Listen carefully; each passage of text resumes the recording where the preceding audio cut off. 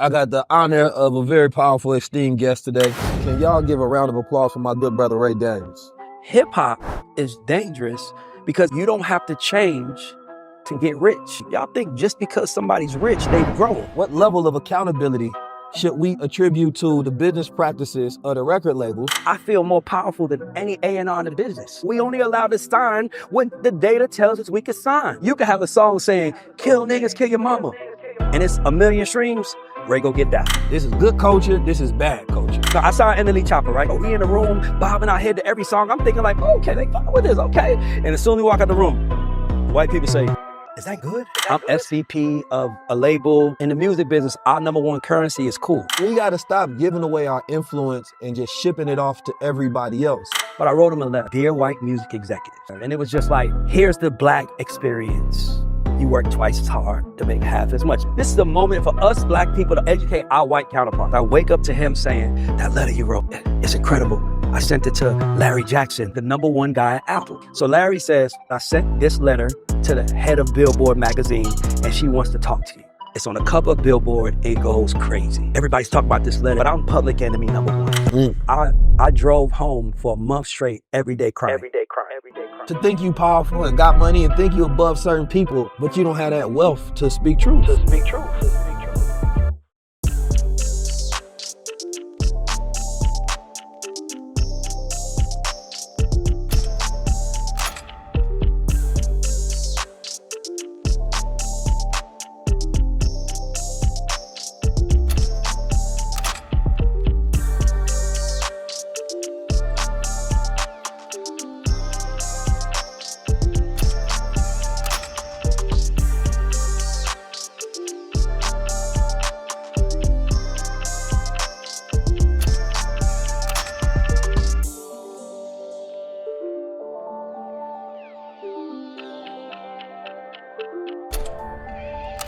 I got the honor of a very powerful, esteemed guest today. I respect his voice and culture. That's why I wanted to have a conversation with him. There's two people out in Atlanta I always want to tap in with, and I see the voices out there. And he's one of them as far as one of the OGs out here that I feel like is being truthful and honest and giving really good game. You feel me? As somebody who understands the industry and been in the industry, you know, he don't sugarcoat what's necessary. You feel me? And when you talking to, I think, our culture, a lot of people only do what they get paid for. And if there's no dollar attached to it, right? Or if they fearful of losing a dollar, then they won't say it or they won't do it. And he just don't have that spirit and that energy of somebody who bought and paid for. You know what I mean? He got the spirit and energy of somebody who free. And so I love talking to free men. So without further ado, can y'all give a round of applause for my good brother, Ray Daniels? Thank you, thank you. How you doing? All right, so let's get right into it, man. I had a conversation and I was talking about how people always say hip hop is culture, right? It's like a definitive statement. Hip hop is culture. And I say hip hop is not the culture, right? Hip hop is a part of the culture. But more specifically, when we really say hip hop is culture, we talking about when hip hop really represents good culture. Like when we say like Tupac, right? When we talk about Tupac, we say he's good culture. He was prophetic. He was revolutionary. He was running around with, you know, Dr. Khaled and things of that nature, right? He had the best of both worlds going on. So, you know, he was talking shit about Trump during this time, you know. Tupac really did represent a full spectrum of culture, right? You know, somebody who wasn't even raised in the streets, come from essentially a revolutionary background with Black Panther parents, you know, also grew up in theater, but then went to Oakland and got coded with the game, you feel me? And then, you know, he turned into a thug, but still conscious. And that dichotomy always showed itself. And that archetype has been played out over and over and over of people trying to match that energy. But when I say hip hop is not the culture, I mean it in the sense that when we go look at the Olympics is the culture, right? The way we out there winning, right? Physically, we have a superior difference. Biologically, the way we showcase ourselves, that mental fortitude, that resilience, coming from them backgrounds, whether it's from the streets or whether you was a Harvard graduate and they breaking records. That's our culture. Like this greatness, this resilience. You feel me? Like Lauryn Hill can tour on one album because she made something that was so cultural that is forever. Right? That's like she made a diamond of culture. Like it's just made of all things that we want to feel and hear. Oldies but goodies from the 70s. When we listen to that music, that feels like our culture. What's going on? Like that's energy. Yeah. You feel me? Like this shit that they making nowadays, it's culture, but it's not a good culture. Yeah. And we never differentiate. This is good culture, this is bad culture. Right? And when I was looking at the Olympics, something came to me and I'm like, you know, media, it's so powerful, but what it does is it takes the least of us and it represents us. It represents the lowest common denominator, right? That's what represents us. But in the Olympics, it's literally the best of us representing the rest of us. And that's supposed to be real culture, the best of us, so that we aspire. But our culture just makes us want to get more because we can't look at you and really want to be you. We just want what you got. Yes. Right? And in an aspirational culture, we wanted to be who you were. Because you stood for something. You feel me? Like it wasn't fuck them niggas, it was fuck the police. Because you stood against a system. Now they just a part of the system. Right? Now they just go along to get along. Now they're in the industry, which is the business of managing the culture. But really, we just work for hip hop because we don't own it. Exactly. So I really want to get into, you know, this statement about hip hop being culture because you also said something in reference to 50 Cent being in Shreveport and how, what's the brother that was Hurricane Chris criticizing him, but it's like then you have somebody who really has ascended from his beginnings in a lot of ways, doing something good economically for a city when nobody else is going to do anything. Period. And even if you have a distaste for the way he went about it, which was not including you, right? We still don't publicly go on a rampage and disrespect each other, right? So with all of that said, man, what's your thoughts? Well, I said that about Kodak. It's funny because Chastity and I on the way up, rushing over here, I was kind of giving her a little backstory on my history. And I said to her, I was like, I used to be a hood nigga. Yeah. And she was like, what? And I was telling her, literally, as we walking, I was telling her how it changed.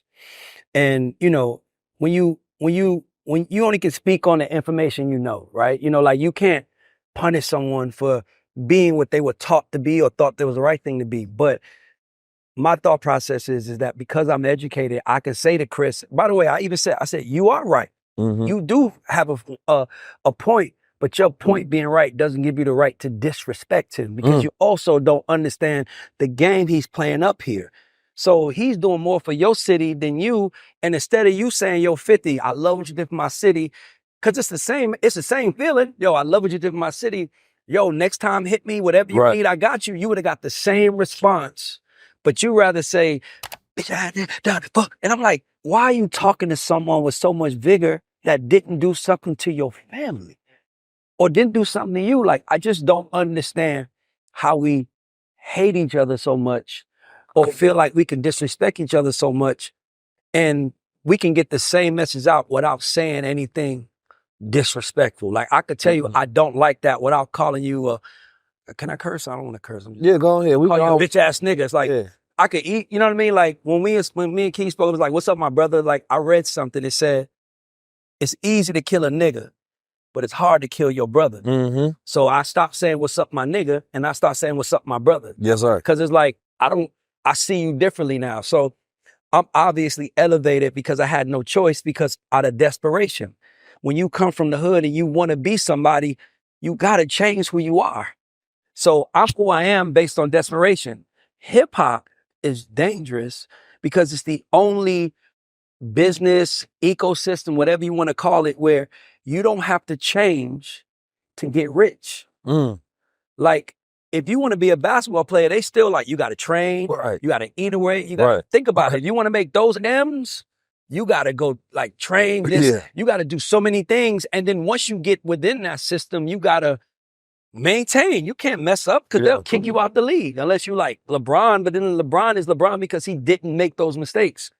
Hip hop is the only thing where you can say, I killed my nigga or I killed that bitch ass nigga and now you're rich. So we're rewarding bad behavior And my thing is, by the way, that's okay.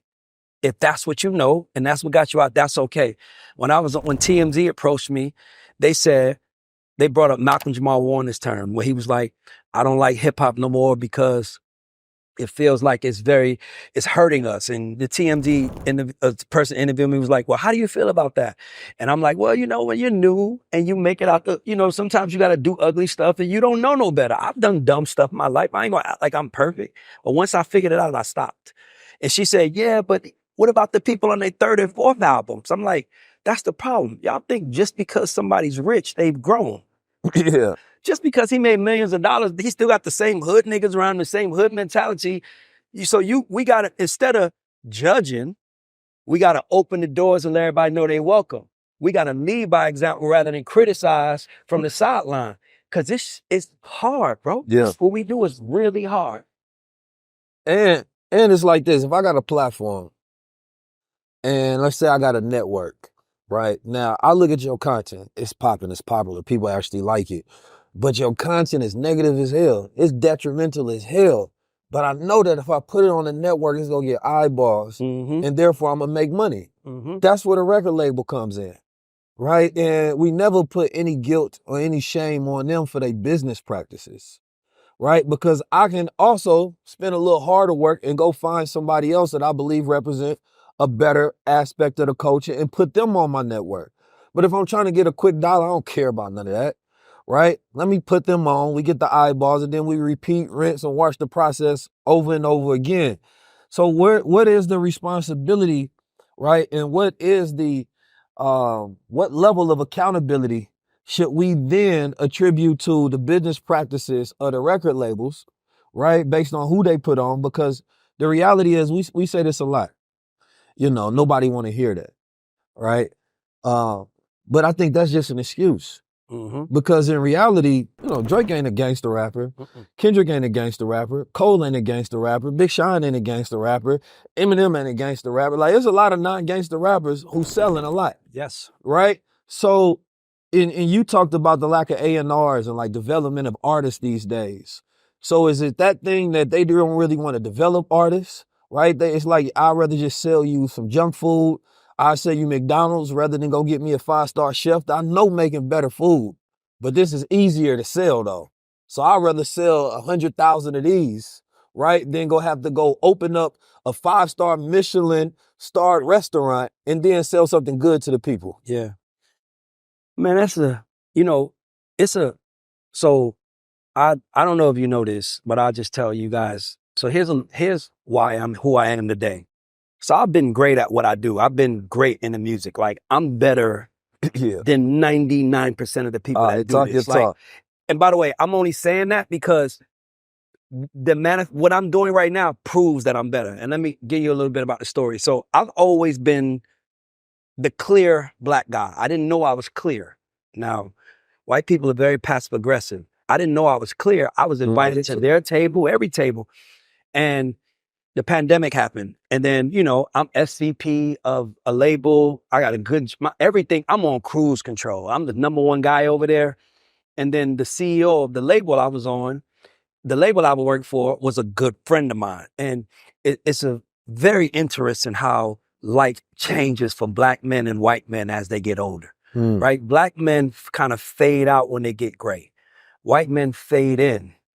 They tell a black man, oh, you ain't cool no more, because in the music business, our number one currency is cool. Like, if a black man is there, we cool, right? Like when a pop artist wants to drop a record, you put a nigga on it. Oh my God, we cool, right? So the pandemic happens, and I live in Atlanta, and Atlanta is the only place that I see free black people, right? And I make all my money in LA and New York. So the pandemic happens, and then the George Floyd thing happens, and now, the uprising happened. Now, mind you, that don't really happen in this city. Like, we had a situation, I don't know if people live here, but y'all know Atlanta's different. Like, when they was tearing up University Avenue, Keisha Lance Bottoms got on the radio on TV and said, oh, I need Tip and Killer Mike down here right now. Yeah. Tip and Killer Mike came down and said, stop this shit. We ain't doing that, right? So Atlanta was free. It's different in LA and New York. Like, all my friends in Atlanta own. All my friends in LA and New York rent, right? It's just, we free here. Yeah. So I thought it was a great moment. So, okay, so let me give you the story. So they call this emergency phone call, right? Everybody get on a Zoom in the next 15 minutes. And we don't do that. Like, it's like, so I'm thinking like somebody died. Like, oh my God, one of our artists must have died. Something bad happened because they're like, everybody get on this call in the 15 minutes company wide. So we get on the call and you know me, I'm like trying to figure out what's going on. And then they're like, the uprising. And I'm like, no, this is not a call about the riot. So I'm shocked. I'm like, that's what this is about? And they're like, so you know, how's everybody doing out there? And I'm like, I'm good. Like I got acres. I'm in my pool. I'm living a life. So they're like, how y'all doing? And then this, like I said, the CEO was my friend. I said was, notice, because we came up together. And at this moment, he's the CEO. I'm his black friend. I got his back. And he's talking to the staff. And then he ends the call by saying, and to all the black employees, if you guys have something you want to say right now, get off your chest. We are here for you. Speak. And I knew when he said that, nobody was going to speak. Because I'm like, it's a fucking miracle that we are here. You think I'm going to fuck up my family from eating? Just talk about an uprising when we've been seeing Rodney King and people get killed? So y'all are on it. This is y'all feeling bad. We like, okay. So I wrote him a letter. And I remember thinking like, you know what, let me be professional. He's the CEO now. Let me give him respect of his job. Because I would have just called him, but I wrote him a letter. And it was just like, hey, man, I know you ask people to what they do, but they're never going to respond because here's the black experience. As a friend, like we're told you work twice as hard to make half as much. Is that not what you all been told? Right? So I'm kind of letting them into like our house. Like, hey, look, we got told to get work twice as hard to get half as much. The top black person always reports to a bigger white person over him. So when you ask us to speak and say our mind, we're not going to risk that. So I wrote this letter and I was like, you know what, Ray, instead of you sending it, this might be a good opportunity to make this a moment. So I sent it to the only two black people who were above me, right? Because I was the third most powerful black person in the whole company, out of 200 people. So I sent it to them and I was like, hey guys, I wrote this letter to such and such and such and such. I just want to share it, but I want to get your thoughts. Like, do you want to add something to it? Do you want to put our signature? I'm just trying to think like, this is a moment for us black people to educate our white counterparts. So the black lawyer sends me an email and he goes, what the hell is the point of this letter? This has nothing to do with George Floyd. This is not about the uprising. This feels like a selfish moment for you trying to figure out a way to get. And I was like, that's what you think it is? Oh, my bad. So now I'm a Virgo. I live in my head, right? So I couldn't sleep, right? You understand, I wrote this letter. It was like Jerry Maguire. It was really my Jerry Maguire moment. I wrote this letter thinking, let me help. Yeah. So he rips it apart. So I'm like, damn, was it that bad? So I sent it to one of my black executive friends. Like, yo, bro, it's like 6 a.m. I'm like, I can't sleep. Because I wrote a letter, but such and such at this company, he just said it was terrible. He was like, send it to me. I'm up. Send it to him. He on the West Coast. I sent it to him and I go to sleep. Cause I'm like, I just needed, I just couldn't, I couldn't believe that he said all that to me. So I was like, I sent it to a friend because all skin folk ain't kinfolk, right? You got to know that, right? So I sent it to another friend and he hit me back 3 hours later, 9 o'clock in the morning, guys. I wake up to him saying, bro, wait. I'm like, I just went to sleep. I just hit you 3 hours ago. What's up? He's like, that letter you wrote, it's incredible. I sent it to Larry Jackson, who's at the time is the #1 guy at Apple. So I'm like, okay. And he said, Larry wants to talk to you. And I'm like, okay. So Larry gets on the phone and he talks to me for an hour and a half about the letter. And he's like, Ray, this is my experience. And mind you, you can hear me talk and tell I'm from the hood. When you hear Larry talk, you would think he went to Harvard. Yeah. And his parents, he lived in a white neighborhood, but Larry is really a real dude. Didn't graduate high school. He played the game, right? So Larry says, I hope you don't mind, but I sent this letter to the head of Billboard magazine and she wants to talk to you. So I'm like, okay, cool. So this white woman gets on the phone and she says, I'm a white woman, but this letter changed my life. It's my experience as a white woman. And then she says, now this is when it gets tricky. Then she says, I want to publish this. And I'm like, sure. I mean, I wrote it for them, but it's all about experience. I don't mind. Yeah. And she says, but I don't want to put your name on it. And I'm like, why? Like, and she was like, trust me, I'm protecting you. So I'm like, okay, I guess. Don't put my name on it. I just wanted the letter to be out there. It goes out, it's on the cover of Billboard and goes crazy. It's like, it's viral. Everybody's talking about this letter. It's called, if everybody want to know, it's called Dear White Music Executives. I wrote the letter. So now I'm being, so now it's crazy. So now you got Black people crying, reading this letter, like, oh my God, someone finally put into words how we feel. So then you got white people looking for me. They looking for who wrote the letter. No, but it's like, but it was like it was with good intent. Yeah. Because they were saying, our Black employees, my Black employees are crying, saying that if they want to know how it feels to be Black, this the letter. So Ray, if you stood on it, it will mean so much more. So I'm like, I don't give a fuck. I'm from Atlanta. I mean, nigga, I'm free. They got Atlanta. In Atlanta, we can get to $1 million and never interact with a white person in our life. So I'm like, I don't have white fear. I've never had a bad white experience. I live in Atlanta. So I was like, okay. And then, so my people called me and they're like, yo, by the way, everybody Black in the music business knew I wrote it. Everybody, because they would like, because we talk, but it's like, protect Ray. So then one of my friends called me like, yo, it's this white lady. She wants to, but she has Black kids. She adopted, well, she had like, I guess she has Black kids. She's gay also, but she had like kids from, I guess, a Black man. I don't know how.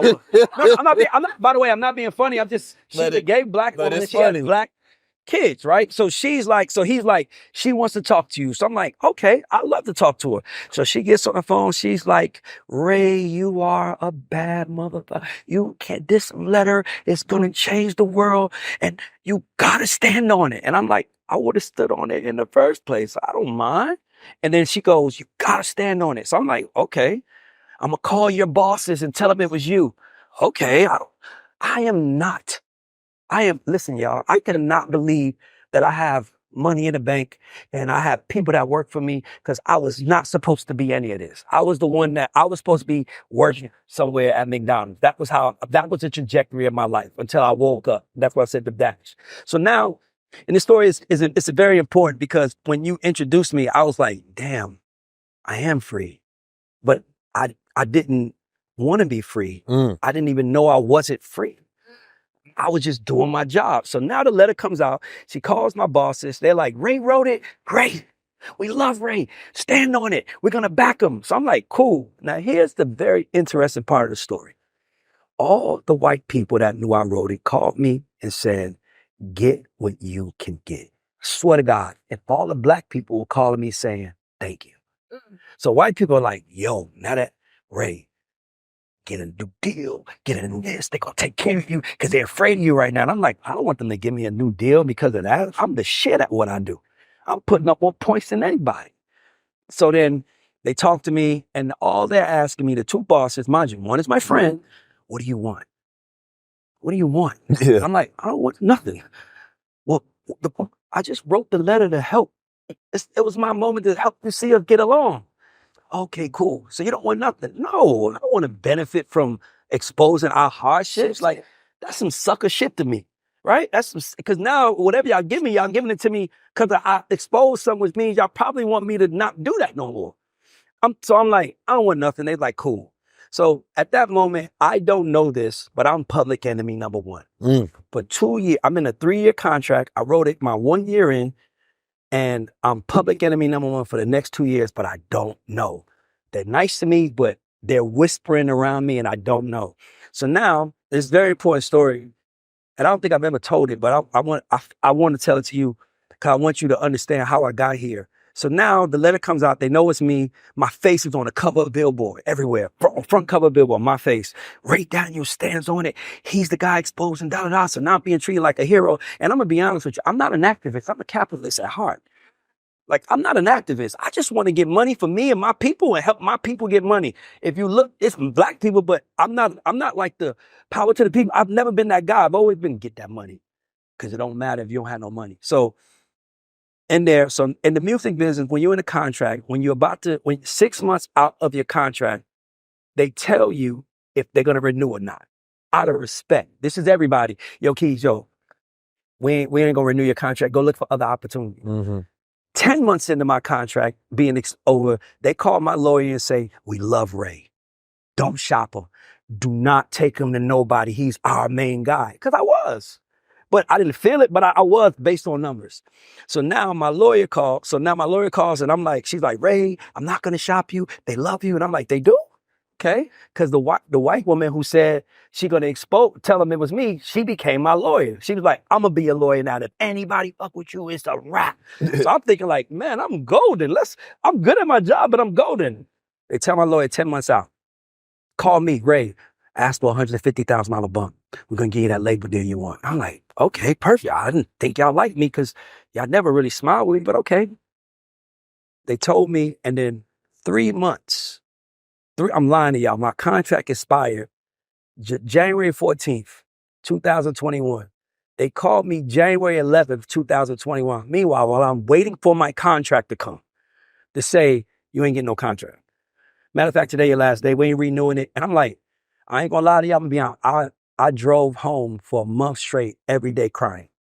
And the reason why is because it wasn't because they did that. It was because I thought he was my friend. And I would have never shoot at a friend. I'll take the punch before I shoot at a friend. But I'm like, damn, my friend. Because in the music business, let me give you a little insight in the music business. You could be my friend and I won't mess with you, or my bosses outside don't like you, but I'm going to do like this. I'm going to give you a new contract. Knowing that I'm going to fire you 6 months in, but they got to pay you for the next 2.5 years. That's how they take care of their friends. So I'm like, damn, yeah. So they let me go. So now they put me in a hard position because my studio's connected to them. Everything's connected to them. So now, mind you, they called me January 11th. I need to pay my $20,000 rent at my studio January 1st. I'm invoicing them and they hit me. Oh, it ain't nothing coming. You done. So I'm like, they wanted me to scramble. They wanted to kill me. So at that moment, I say, I got two choices. I can go beg for tips, or I could do what I see people like you doing on the internet. That's why I always give, and Chastity knows, that's why I give people like you, Earn Your Leisure, because I was like, it's a renaissance happening when these guys talking and they building business. I'm being honest with y'all. So I swear to God, I say, I ain't asking nobody for a job. Somebody asked me a question, put the camera on me. I know more than all these niggas. Ask me a question. So I had this girl would just come to the studio and say, Ray, what's the difference between a manager and an investor? I'm like, boom, I'll put it out, goes crazy. Put it out. I had like 18,000 followers when I started putting out content. I'm at like 157,000, but it was organic. It was just ask me questions about anything and I'm gonna answer it. And then, but I'm being honest with y'all. My real plot was, if they see me talking and they know I'm smart, they're gonna realize we should hire Ray back, or somebody should hire me. I just didn't want to go ask for a job, because if I ask for a job, they're gonna say, what happened now, such and such? I thought you was the main guy, because I'm the main guy. By the way, Sweetie ain't had no hit since I left. Let's be clear. I did Sweetie's best friend, Sweetie Tapping. That was me in the room with my producers. She ain't had a hit since I left. That's why I'm the best. So I'm talking. And then what really happened, I'm going to stand up to demonstrate. So I got a mic outside and I'm in front of the 3 buildings, Warner, Sony, and Universal. Like, this is what a manager does. This is what happened. And then I turned around and I saw people behind me. I'm like, oh, it's actually a crowd of people that like what I'm saying. So now I'm like, how do we monetize? How do you make money? I'm going to be honest with y'all. First of all, let's be clear. That job was 20% of my income. I'm a millionaire because of my company. But when you're connected to a major company, it just makes your business more attractive. Yeah. It's like you making $10 million a year on your own, or you making $10 million a year, but you connected to Nike. So you could walk around and say, Nike, that's the deal. So it was a sexiness. So I had to ask myself, how much do you believe in yourself? Because do you really need to be next to a name to feel like you that nigga? I'm like, hell no, I'm in Atlanta. I'm that nigga. I made it this far with no real mentorship, no real help. Put a camera on. So then it starts going crazy. And then, by the way, the guy from Warner, that the CEO, well, I said the company, fuck it. He calls me and apologizes. Well, we take me to lunch and apologize. Man, I'm sorry, I did you dirty. That's all I needed. but now I don't ever want to go work for y'all. Yeah. Because what you start realizing is it's a really difficult position to be in. So rest in peace to Club Godzilla. But for B King, for the sake of being honest with the story, I got to tell the truth, and it was his song. So he has a song where he's like, where the girl goes, I ain't gay, but I let her eat me out. So I'm trying to sign him, right? Monday through Friday, I'm trying to sign him. I love the record. Oh my God. Saturday, I'm at the house and I see my 11-year-old niece in the pool at the house singing the same song. I'm conflicted. Do you have this moment where you like, do I want to save me or do I want to save us? Because you got to realize the music you putting out is poison. But you also, that poison is also feeding your family and putting your kids through school. So it's like, what do you do? I was like, I'm a capitalist, but I also realize how they did me. I'm going to become a revolutionary capitalist. I'm going to tell you how to get some money, but I'm also tell you how you don't need those how they need you. Yeah. And that's, so when you said I was free, I kind of was like, I walked in, I was like, I'm free? I said, a free nigga just said I'm free. I'm about to be free out here. So that's why I had to give you that story because I didn't know I was free until they released me.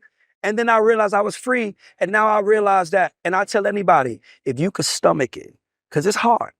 If you could, because my phone stopped ringing. It rings like crazy now. My phone stopped ringing. And when you in the game, that's why people, when they leave the league, they go broke. They go broke because they depressed. They're not waking up at 8 a.m. no more, getting in practice. It's like, now they waking up at 8 a.m. at home. Yeah. So that's why they gain weight. They get depressed. They blow through their money because they miss the game. And I have to tell myself, I am the game.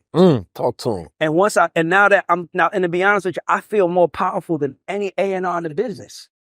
Because none of them have real power anyway, because I know we only allowed to sign when the data tells us we can sign. So you could have the song of the year, and it could be Fight the Power Part 2.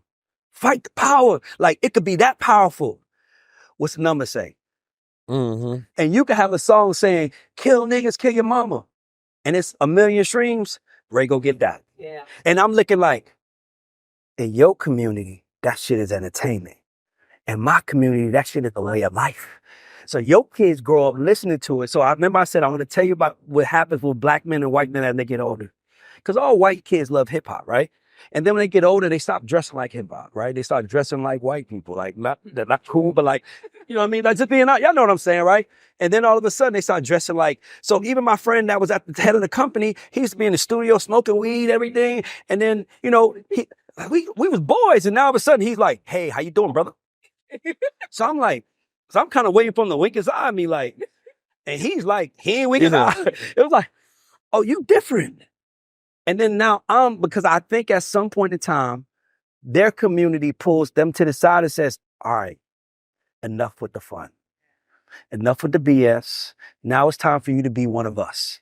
And we don't have a one of us because when we get great, they tell them, go home. So now our little boys are looking at us like, oh, broke ass nigga. Broke ass nigga. That's why you mad. You broke. That's why I gotta say I'm a multimillionaire. I own all my cars, all my houses, everything I own. I don't have no debt. And I gotta say that to kids that say, and I did it my way. And you can too. That's really what I want to say to the world. You don't have to kick their ass. They don't know shit. I'm in the rooms with them. We signed this kid. I'll tell you the truth. NLE Chopper. We in the meet. I don't give a fuck. I'm a free nigga, right? We in the room. NLE Chopper. I signed NLE Chopper, right? By the way, Chopper is a superstar. Love that kid. He's really smart. He understands. And I can't wait to see his growth as a man. Because when he grows as a man, everything's going to elevate around him. We signed Chopper is the hottest artist in the world. We in the room, bobbing our head to every song. I'm thinking like, oh, okay, they fine with this. Okay. And as soon as we walk out the room, the white people say, is that good? I'm like, you was bobbing your head though. Yeah, but is it good? Did you like it? And I'm like, it's good, but it could be better. Oh, okay, cool. I'm just making sure it's me because it's not good to me, but we got to sign them because we need our market share. Imagine if we just told him that. Just tell him that. But because if a real nigga will respect it.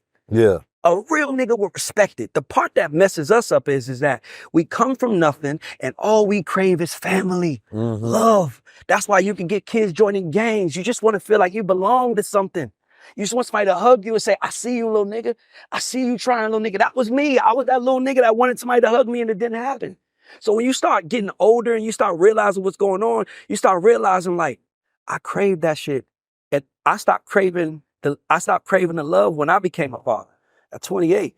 Now I'm like, ain't nobody gonna ever little nigga me. I got a little son. Ain't nobody gonna ever little boy me. I'm a father now. You ain't gonna, I'm a man. So you start realizing we just want to belong to something. And they know that. And that's why they bring us in and they let you come and they tell you this is a family, but they don't give a fuck about you.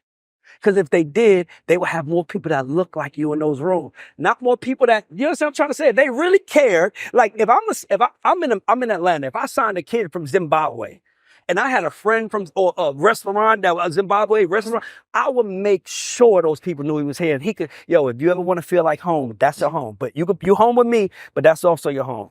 They don't want that around. We don't need Ray giving these little niggas no conscience. We need these little niggas making as much poison as possible so we can get our market share up. And that's when Ray is like, well, Ray, you gonna go keep helping them or you gonna help your people? I'm like, fuck, I'm gonna help my people. But you gotta stomach it though. Because your people might look at you like, oh, whatever. Yeah, you just saying that. So you gotta show them the candy. You gotta show them the money you made. You gotta show them the cars. That shit don't matter to me. What matters to me is what's in here and what's in here. But you got to show them that you got that so they can know you know something.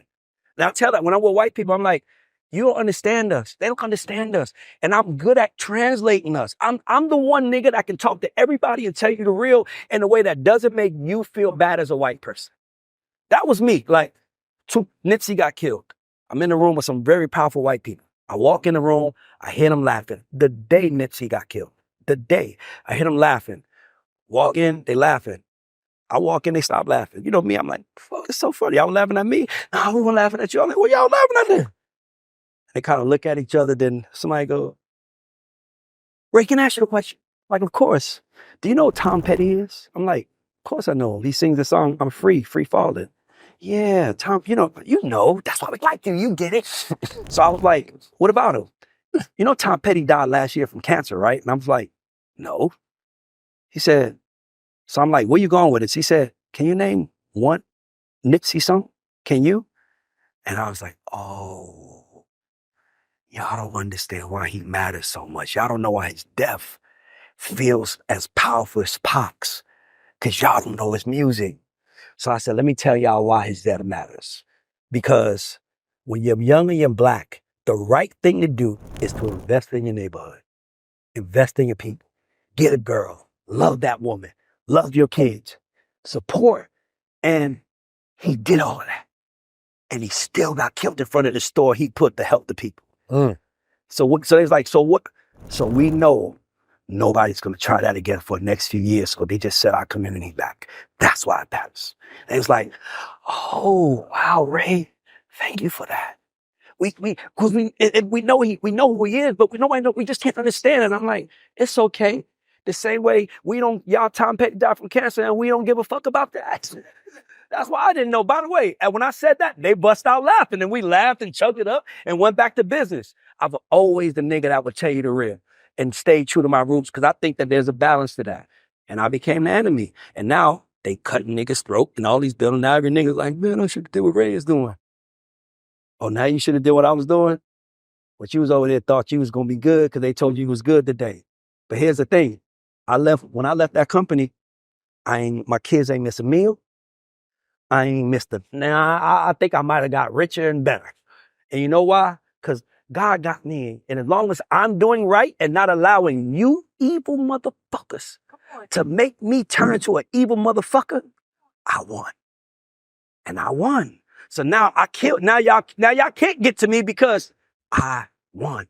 And my voice matters than all of you motherfuckers. If I go on record right now and say, don't sign to that company because I feel like I can get your ass fired. Or I can get your money to ban me or they're going to kill me. But I really believe I have that much power to say, don't sign to that label because here's the CEO. And by the way, I know all of them. I know everything about all of them because we all did dirt and have fun together. So don't fuck with me, man. Just let me keep helping my people like you've helped yours and we'll be great. And I'm cool with that. And I have no problem with you guys helping your people. But why the fuck is it always a problem when I want to help mine? You know why? Because my people is how y'all make all y'all money. Yeah. Now I realize I'm the enemy. Sorry, bro. I had to get that speech. I mean, it's along with it. I did not say that. This was the easiest interview, man. I just had to let the energy ask the questions and just going off of it. Nah, it's real because I think there was a lot of parts of your story that bring up a lot of different things. First, I want to talk about this inverse between how white men fade in and black men fade out. Because I think that's something important. I know a lot of wealthy black men contact me these days and they trying to figure out how to fade in. You know, because they've been so out this whole entire time. They made their money and now they want some sort of significance and recognition. Because who wants to die unremembered? Right? So when you see a Nipsey Hussle and he's remembered forever, as long as there's a hip hop, people remember Nipsey Hussle.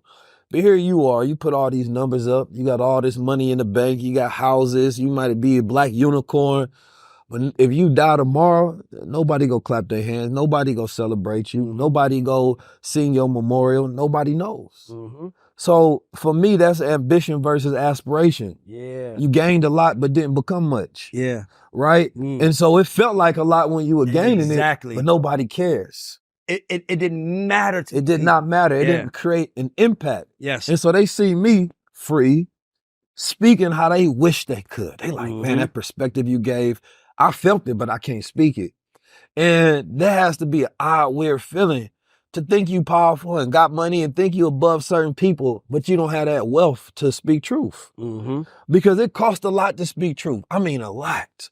To the point where they had to give up most of their money and connections just to say what's on their mind. You have to be extremely wealthy to speak truth. And it don't come from money. You know, it comes from courage. And everybody can't afford that. Perspective. Not in the position that they in. So it's like now, you got to create an opportunity for a lot of these guys to be like, you know what, all right, you won't in, you can get in, but then you have to support people who are already in it. You feel me? You have all of this money, you have all of this access. All right, well, this is how you get recognized now. Because it's okay that you started off that way, but ended this way. You feel me? And what we don't always do, because the white guys and the white people that called you as you wrote that letter, they understood something different. See, while black people was happy, they understood this is power. Ray must want something, because anytime we publish something like that, we're leveraging that for power because we play a power game. Yes. That's the dynamics of how the masses operate in America. Yes. So they asking you like, you must be playing the game how we play it. So what you want? And they would have respected if you actually asked, because they'd be like, all right, he played the game, well played, right? But it's actually more dangerous if you don't want nothing. Right? The Honorable Elijah Muhammad once said, we love the devil because the devil gives us nothing. Right? Because whatever they gave you wouldn't have been nothing, because all they would have been doing is buying. Right? And so now they like, wait a minute, if we can't control you, then we don't want you. Yes. Or we don't. If we need to know your power. No. What they said, if they know what you love, they own you. They need to know your price. That's exactly. They need to know your price. Yeah. They don't need a free nigga working for them. Hell no. Because you unhinged. You will say what you want to say, do what you want to do, and at any point in time, they don't know how to hold it over your head. So let's let him go and stop empowering him. Look at Jalen Brown. They, you know, Stephen A. Smith talking about he not marketable, right? They saying he's too smart. Like they pushing propaganda against him. And he's, you know, had at one point in time, somebody just got a bigger contract. He met all of his qualifications, got the biggest contract in NBA history, and said, I'm gonna build Black Wall Street. Right? He played in the Big Three. They was mad as hell at him for playing in the Big Three with Ice Cube. Because, you know, for them, they like, how dare you legitimize any other thing? We supposed to be able to monopolize this, right? We're supposed to have a complete monopoly. You're not supposed to go support nobody else's endeavors whatsoever. But they also know that if, you know, we make this too public and fine you, then it's only going to bring more publicity to his league, right? So let's not touch that. But they did what they did to you, but later on, don't worry. You're not going to them Olympics. You're not going to be on Team USA. Don't worry. We know that we can't just outwardly show our venomous. So we going to make you, you know what I mean, the MVP. Because you did win the championship. You did do everything an MVP does, and we just not going to do our part. Because you too free. And the one thing a man never wants to do is empower a free man. If I'm going to give you hundreds of millions of dollars, I don't know what the hell you going to do. So first, you have to show them your allegiances. You have to show them that you can be bought and paid for. You have to show them what you fear. You can't come in this game too free. And even black men are afraid of another free black man, right? They don't, I love you, bro. I see what you're doing, but you know that you got power to empower, but you won't do that. Yep. Because you think it's too much power, right? And if I'm not controlled by what you controlled by, then you don't want to do that because you think I'm going to affect your bottom line. So people don't want to be the next Nipsey Hussle. And even while he was alive, they didn't want to be standing next to Nipsey because he represented what they wasn't, right? And to this day, he make people feel guilty. Wait a minute, the reason I'm celebrating Nipsey Hussle ain't even what I'm living by. Like, how can you then say, this is why I love Nipsey, but then you go do the opposite? Because you say you afraid. But Nipsey did it, understanding the background that people do get killed, and he still did it. Yep.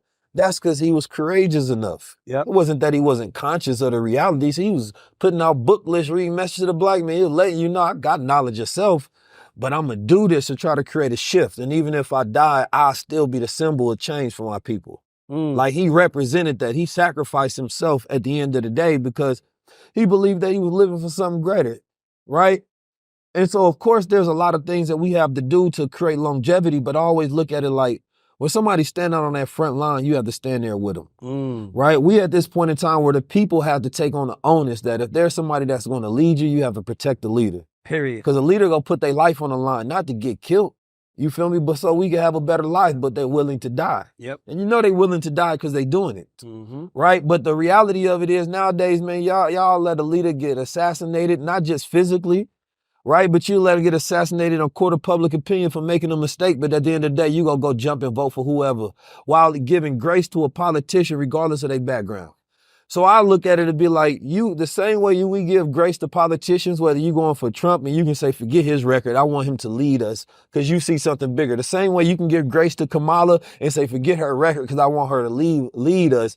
You have to give that same grace when it comes to black leadership. Because you'll give your money, you'll get on your platform, you'll fly out yourself to go represent them so that they can lead you because why? You think that, you know, what they're doing is bigger than their humanity.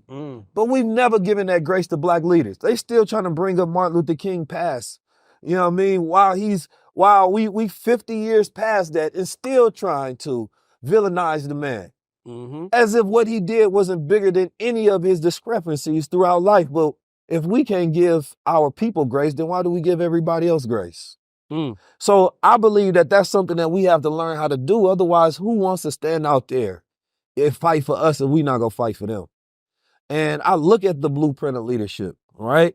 If it takes, you know, y'all got on the Zoom call, they got on the Zoom for Kamala. If it takes 100,000 men, 40,000 black men, 100,000 white dudes, whatever, and they're raising money and showing you a process of leadership. First of all, you can't do it without money. Can't go to war without money. So what you're talking about is very real, right? But when you talk about being a revolutionary capitalist, as you making money, but you still stand for something. Yes, exactly. Right? Which is very much possible because we live in the freest times to be alive. We have technology, we have each other, we have resources. Only thing we lack is a collective mindset.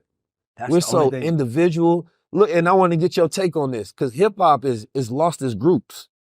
There's no collectives in hip hop. There used to be the ASAP Mob. You used to have the Migos, right? Wu-Tang. I mean, there's so many groups. Now it's every man for themselves. Now that's going backwards, right? Because the beauty, we love the groups, it represented family, it represented community, it represented what was possible. When we see people link up, we support them just because they linking up, because we need that. Yeah. But now everybody's falling apart. And it's disrespectful and it's dangerous, and you can't say that that's culture because it's setting a bad precedent. And if we say, well, at least they got money. Damn, at least they got money is the lowest. A prostitute has money. You feel me? And so if money becomes like the standard, right, then there are no standards at all because money is dirty. Yep. You feel me? So what we really talking about is what are the standards? Like, can we even hold people accountable? We people get into hip hop and no matter who you are, you can be celebrated and lauded in front of the people. But like you said, you made a powerful point. You don't even have to change, right? In every job, there's a uniform, there's qualifications, there's principles, there's things you have to uphold. Like, yeah. Tuck your pants in, shave your beard. Once you get into this culture, you gotta, you know what I mean? You gotta start representing us a little bit. You feel me? All right, you started off, I understand you're a street nigga, you did what you had to do, so you spoke from your perspective. But once you get in, like, or it's to wrap you in and being like, all right, you part of the culture. Like, we got you. That means that you go follow the rules of the culture. And now you initiate it. But you don't just have free reign to represent it however you want to. Mm-hmm. That's disrespectful. And then I want you to give the point about how we see, they talk about a lot of white boys that come in represented a certain way. And then they go back and turn white. Yep. Right? And it's like, damn, we allow people to come in, represent the culture, get money, get tattoos, act all gangster, you know what I mean? Talk about drugs, things of that nature. And then they all of a sudden have a life change. And then they go back to being white. Yeah. And then they got their white audience. But they use the influence of black culture to get in position. But now they white now that they got their money. So, you know, like Post Malone, you feel me? Like, how do we get back that power to where, or I don't even want to ask you a question about how. I just want to get your perspective. I was gonna say, I actually think everything, our biggest problem is the collective mindset that you said. If we have to stop publicly challenging each other, Mm-hmm. like, I could think you the worst human being on the world for my culture. I'm not gonna say it out loud if you look like me. I'm gonna pull you to the side and talk to you. And if I feel like you don't hear me after that, and you're like, fuck, I'm gonna do whatever, then I'm gonna tell us, watch him. I'm not gonna tell them, go get all the money with them, they'll see. But I'm gonna tell us to watch him because they are taught to protect themselves. Want to hear a funny story? Mm. I got blackballed in the music business by a major publishing company that I did major business with. And I got blackballed because, like, literally, the CEO told me, you're never coming in my building again. You're done over here. And I just did a 3-year deal with them. So the story is that my writers was there and I had a partnership there. My partnership got read up. I'm stupid because I had a deal to go over there, and this black dude was my mentor, looked out for me, and I came to him like, yo, I appreciate the start, but they're giving me a better deal. He tells me, let's go for a walk. And he tells me, by the way, he really is the dude that changed me from being like a hustler to a businessman. I'll save that story. But he tells me, he walks me around the building, and he was like, look, you know such and such as I've been here now, right? The big boss. I'm like, yeah. He said, I need you to stay here. Matter of fact, it was even realer than that. He said, I've sent her 4 emails and she has responded once. I know she loves you. If I send her an email about you and she's like, re-sign that, I need you to walk away from that deal. And I called my lady and I was like, such and such wants me to stay. And these other guys want me to get a good opportunity. And she said, stay, because he looked out for you. Cool, I stay. Now my guys, it's time to stay. She wants me and then she wants them. They're the big whale. I'm the baby whale, but she thinks I'm the whale that they follow. So they decided to go somewhere else. But it wasn't because they decided, it was because her attorney was moving slow. I knew this. My guy's attorney knew this. You'll love this story. This is when it was like, yo.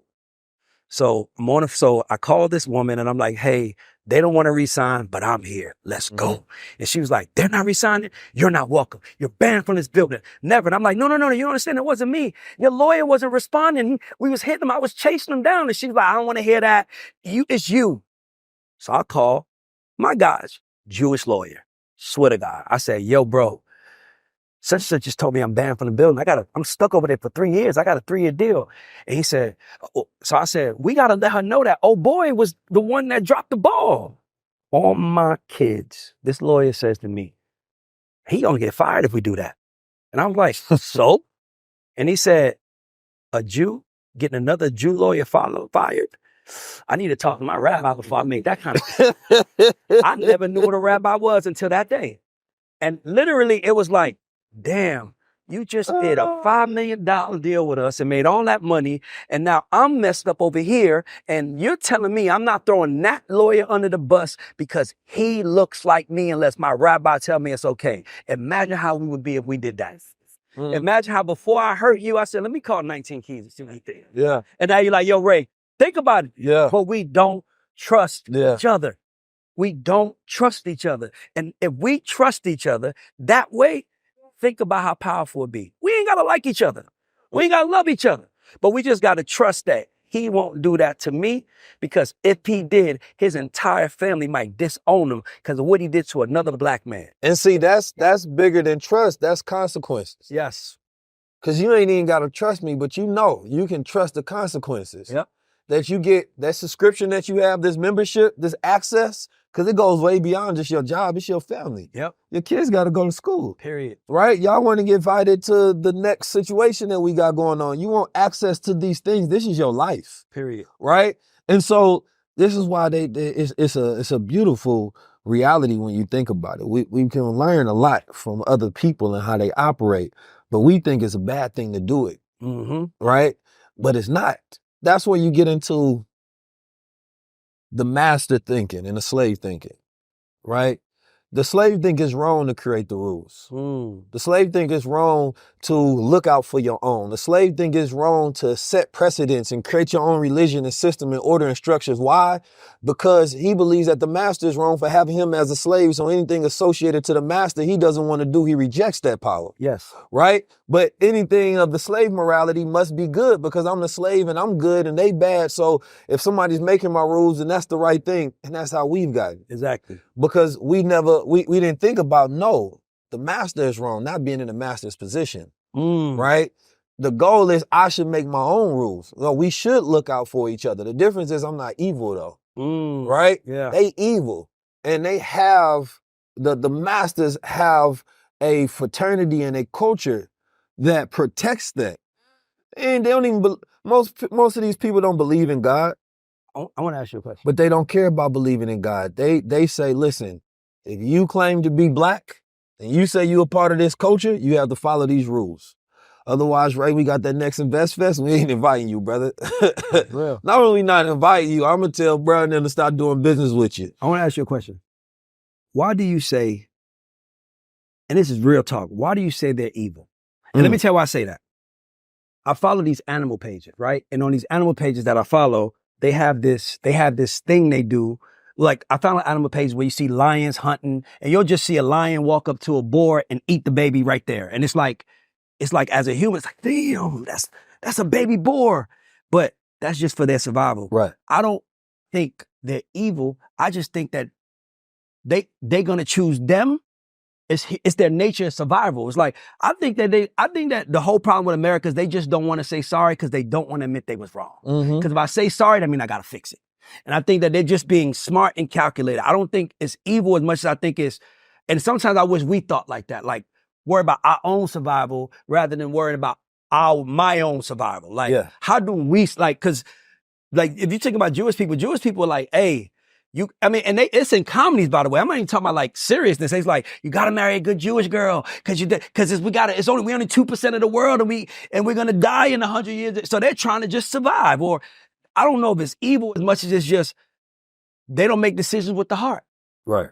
What you think? Well, if you are a lion in the jungle and you eat another animal for survival, that's not evil. But if it's something wrong with you and you just keep eating and keep eating and keep eating, you That's fool true. already. You killing just to kill at Good this answer. point. Good That's answer. evil. Yes. They're not doing it for those and not just them, but any of those people that do it. It's gluttony, it's greed. During slavery, it just wasn't the white families that had slaves. Sure, there was a lot of people that did it because everybody did it. It was an industrial way for them to build wealth.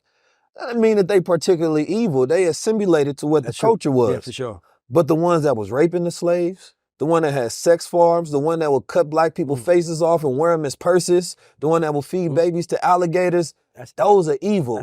So they don't want to recognize the evil in their past, not just the slavery. The type of slavery they don't want to credit for. Because now you got to say, your fucking grandparents was monsters. Yes. Your great-grandparents were monsters. Am I a monster? Right. Like, wow. Like, so yeah, that's true. At least you have the lineage of monsters. Yeah, for sure. Right? And so it's like looking at over what goes on in other countries and things of that nature. There's a lot of evil associated with it. And so it's like, if you're not evil, then you have to stand up against it. Right?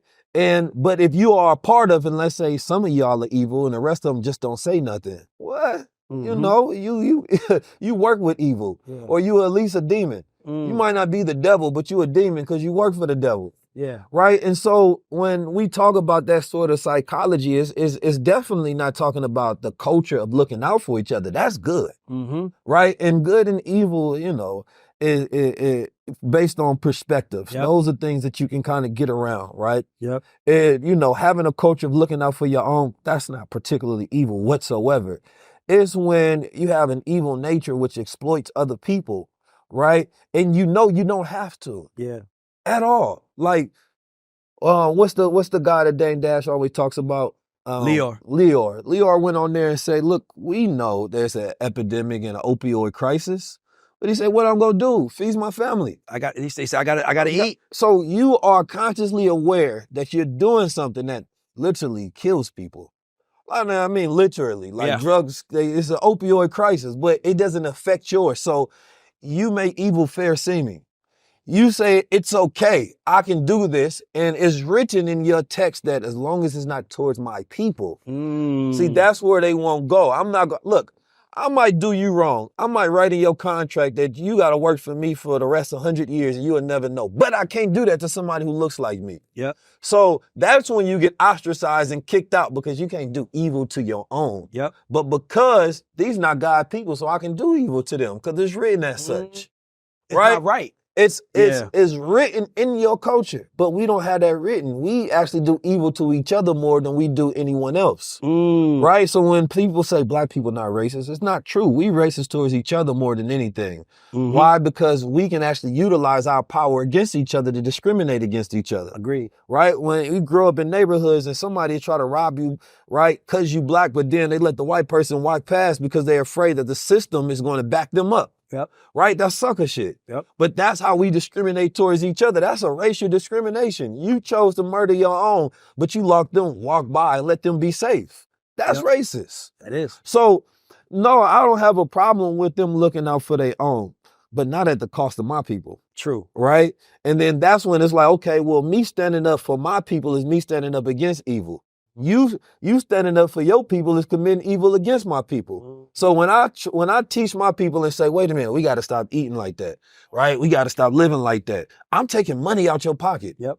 Right? When I say don't listen to that music, I'm messing up a whole entire supply chain. I'm messing up a whole record label, right? I'm taking literal food off your table, but that's actually killing my people. So now it may seem like a simple thing for somebody to speak truth, but truth disrupts a whole system when it's built off lies. True. Black people going into 2030, they say we're going to spend $70 billion on luxury goods and apparel. We 13% of the population, but we represent 20% of luxury spending. Now, we produce none of that. But we are the biggest influencers and consumers, but we don't produce what we consume. So all our influence feeds somebody else's family.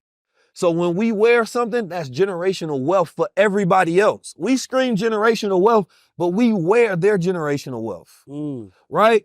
Oh, this jacket costs $30,000. Yes, now who gets that?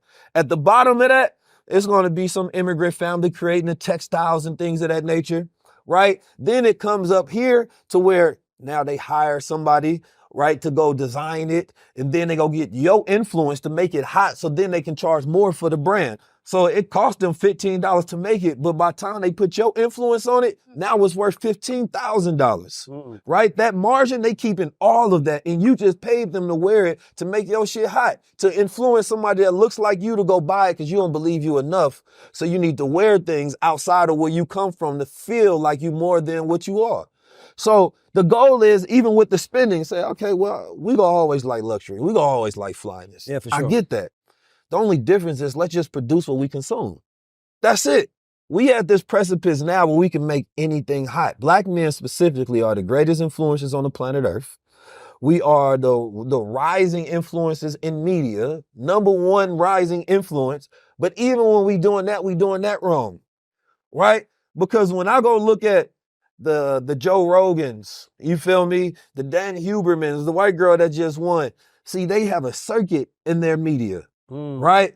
listen, you go get on this show, then you go get on this show, then you go get on this show, then you go get on this show, you get hot, you keep rotating that to keep the influence up. Then everybody else from all them other cultures go want to come on. They hottest superstar in the world go come over here and bring equity to your show. They go ignore the black one because they say, I don't know about that.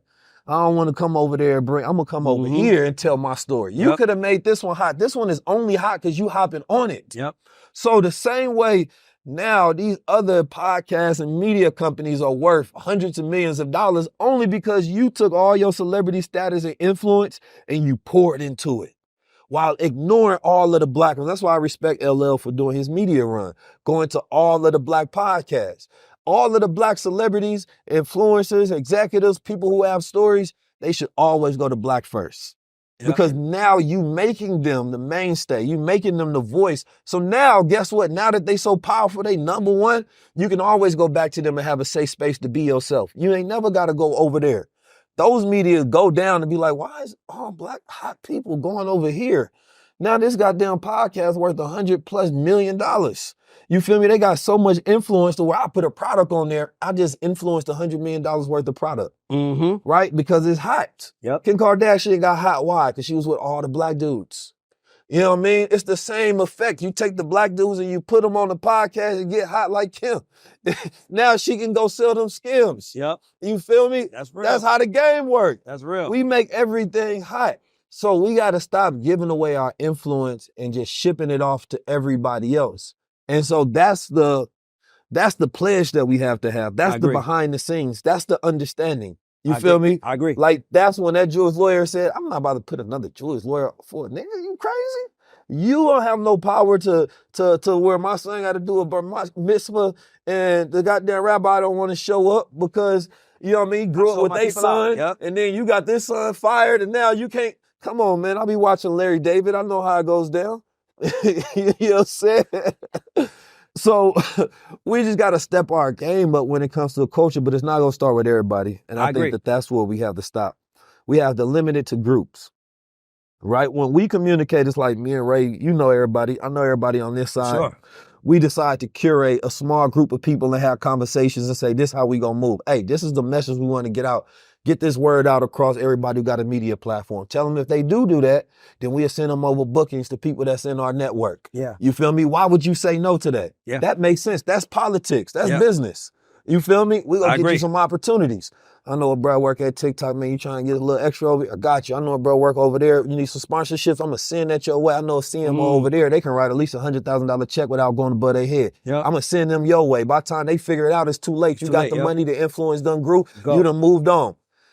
That's how we network, because when you no longer in a position, nobody care about you because you ain't use your position to do anything nobody cared about. So this is how we have to start changing the way we get strategic with our influence, right? Because we have it, but we're not using it the right way. We're not strategic. Political leaders of the past in Atlanta understood that. When one was in position, they understood that, okay, use your position, right? You in the street, you go do that protest go hit the newspaper. I'm gonna be able to take this newspaper over here because this is now an issue, get this passed. Now you can get that contract, now you win, we get the airport, just make sure my name is on it and everything. You feel me? It's politics. Yes, that's true. So that's what we have to do with our influence. We have to be more political with it and we have to be super intentional with it. You feel me? We got to stop being happy to get a job and we got to be a part of a movement. If you get a job, leverage that for the culture, but we have to define what a culture is because we have this baby culture. We have to have an advanced culture. An advanced culture has rules, it has rituals, it has orders, it has structure, it has consequences, it has standards. I don't want to be a part of just the culture. I want to be a part of the advanced culture. I do too. And advanced cultures run our culture. Brother, I appreciate you. Thanks for having me, man. Likewise.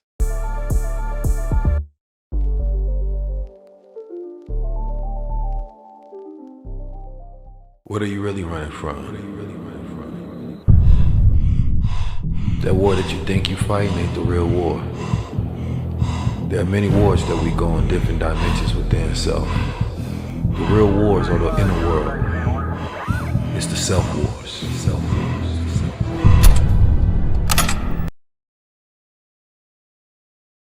When do you feel you're at your highest self? I feel like I'm at my highest self when I've been consistent. All of my personal training, working out, properly, taking care of nutrition, reading and, keeping up with, your own mental growth. Starting my mornings with meditating. When I go on a juice cleanse and I just have all of this energy, also saying my affirmations every day, that's what keeps me going and lifted. I feel like I'm at my highest self when I'm in my flow. And that means doing things from a place of creativity and passion. Make sure that I always journal every day and that I have at least 3 things that I'm grateful for that have nothing to do with my accomplishments. This is the High Level Club. Are we low level?